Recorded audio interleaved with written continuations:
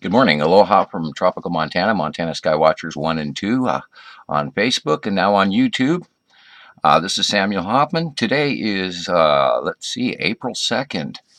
And I'm doing a little video today. We're going to start all over for some of you new folks out there that are interested in the planetary positions of the Nibiru system of planets and our binary solar system, meaning two suns, which we currently do have two suns all in the same proximity of each other, and I believe they're orbiting each other.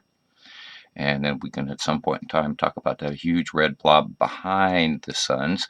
For those of you who don't know this information, you need to get on board with it because there's so much disinformation out there that everybody can't keep track of what's what and who's who. And some people call it Nemesis, someone calls it Hercubus, some people call it got all kinds of different names. There are other people who don't live on this planet who call it Imaru. Anyway, that information comes from directly from off-world, so we'll get started today. What I've got up here is, of course, dated 3/21/17, and that is the last planetary drawing that I did for everybody on general. Now, when I do these drawings, they aren't absolutely accurate, and Nibiru isn't this small. Actually, Nibiru is way, way bigger, and so is Seru. They are farther back, but for the sake of drawing and getting everything on one piece of paper, I've had to sort of cram things in there and generalize the locations.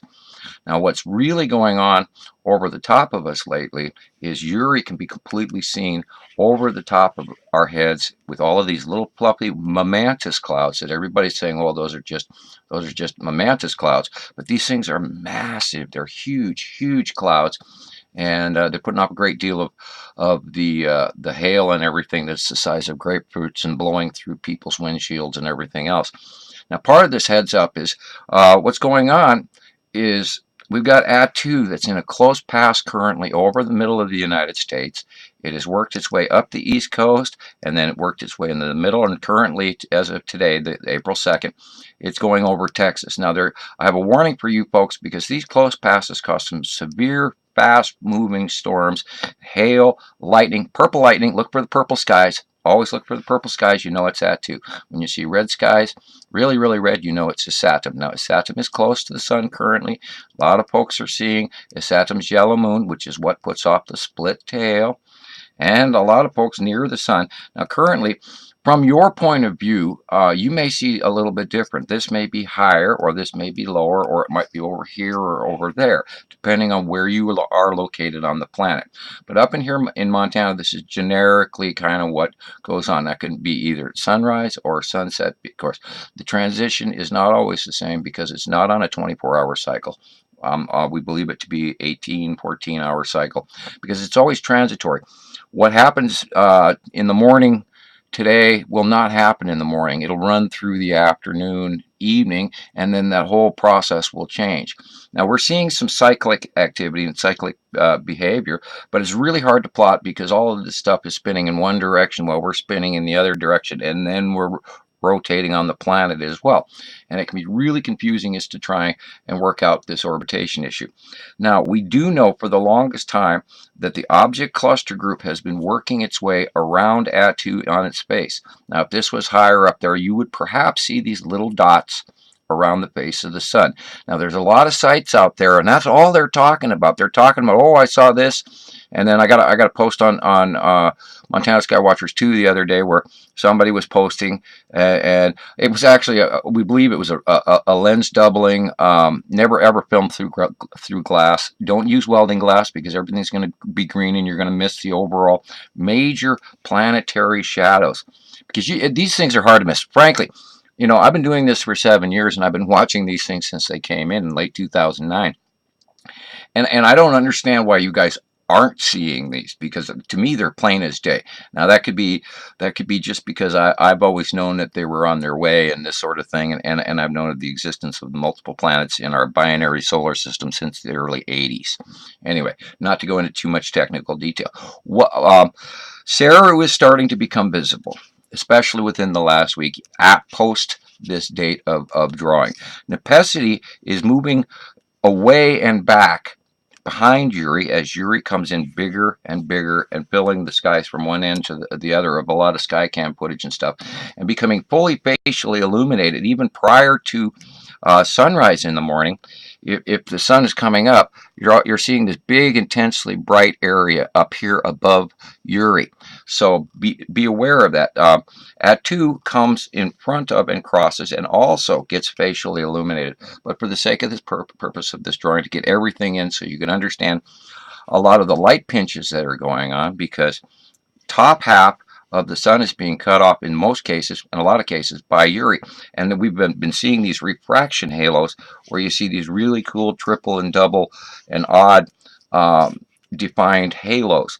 Now, for your newbies and stuff like that, I hate to even say it, a sundog will actually, halo will actually go below the horizon line, because then you're told it's a refraction that comes to you in your view.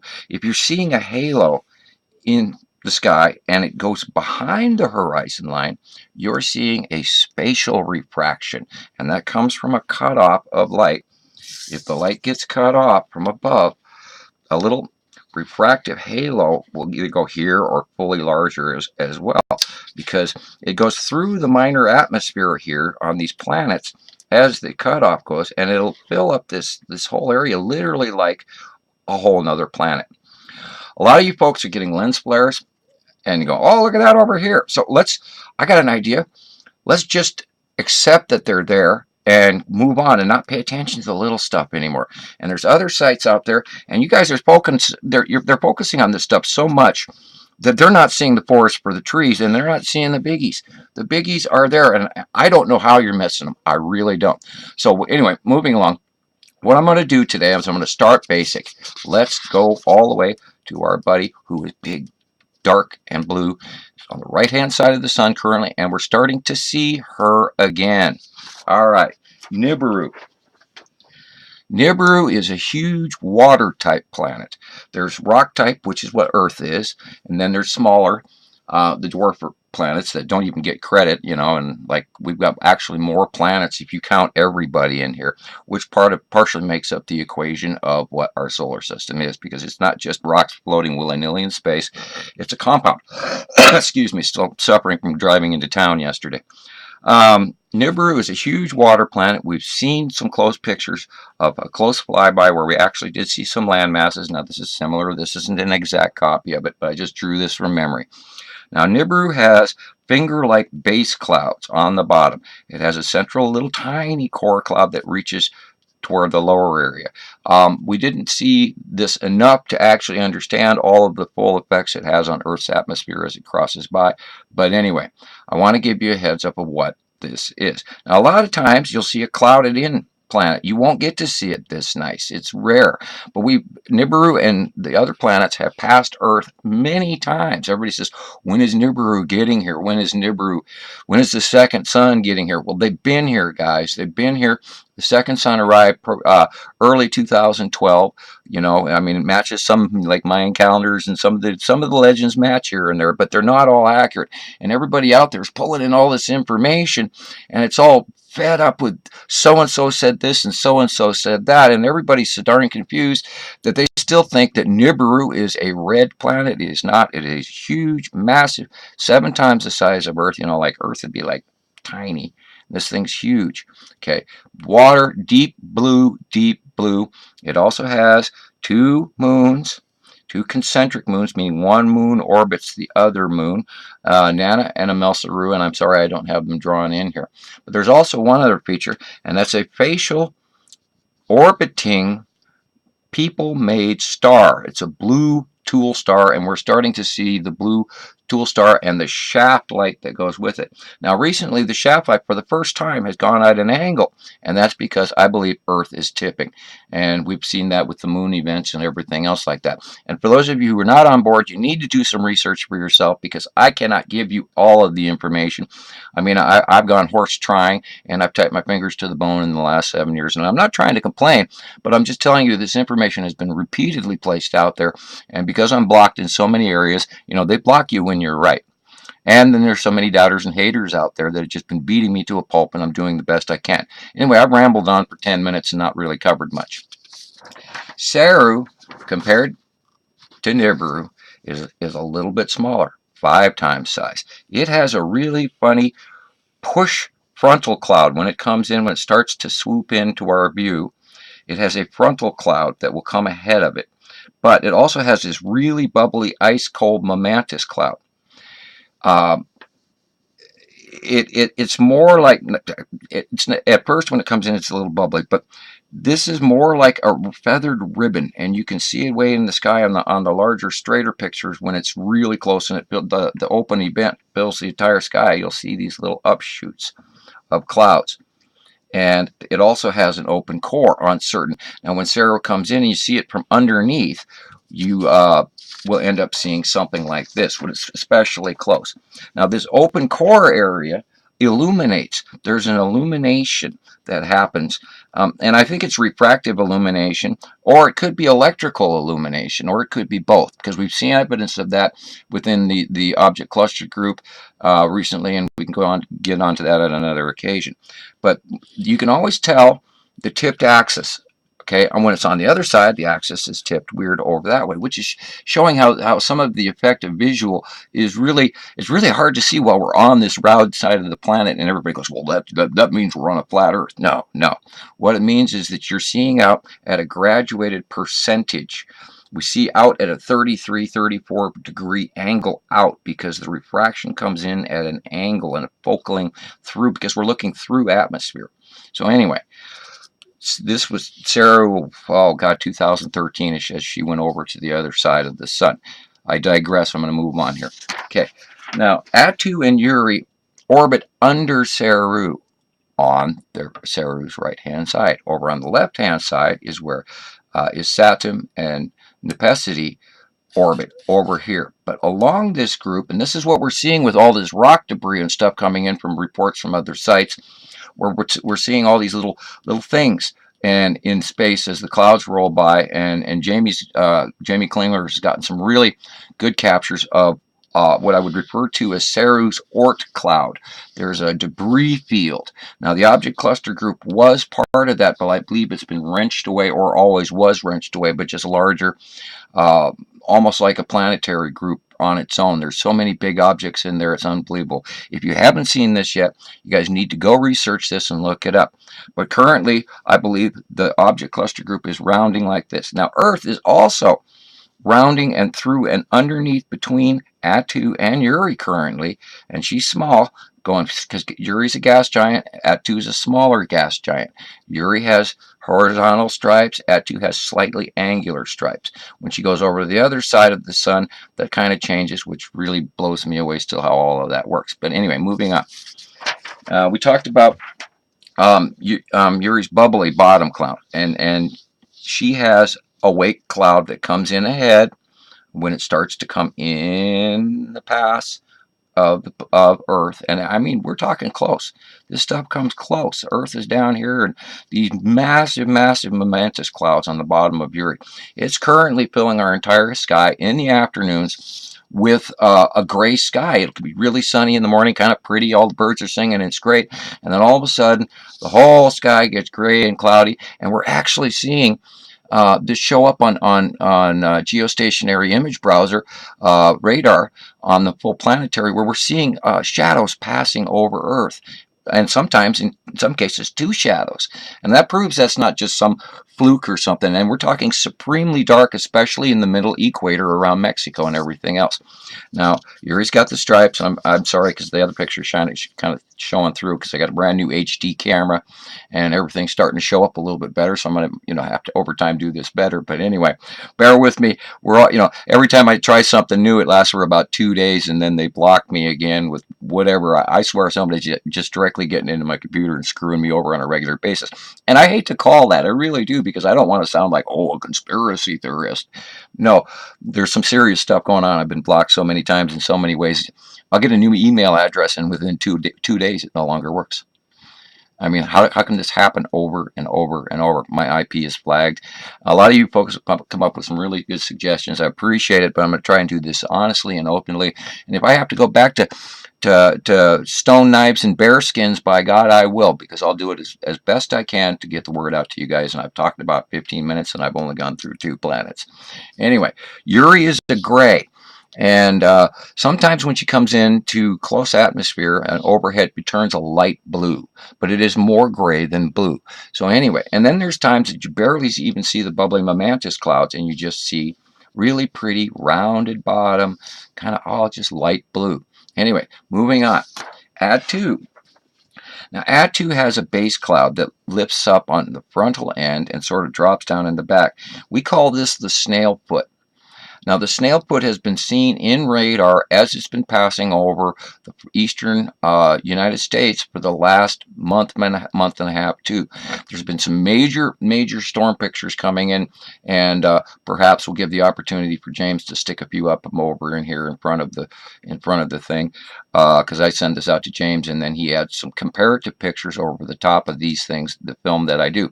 Now, I used to do a live screen capture, but all of those programs that I've downloaded over and over again have quit on me again. They lasted for 2 videos, and now they don't function.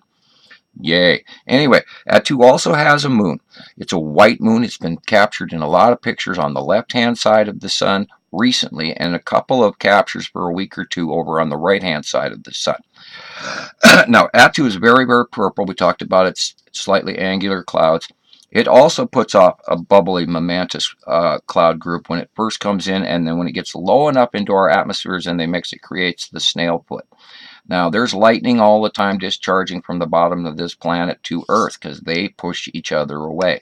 They don't collide.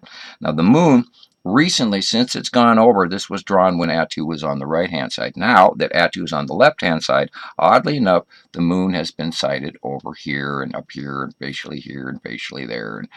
And it luminesces when the sunlight comes around Pasady and Uri, or depending on who's moved over there, because there's transition during the day.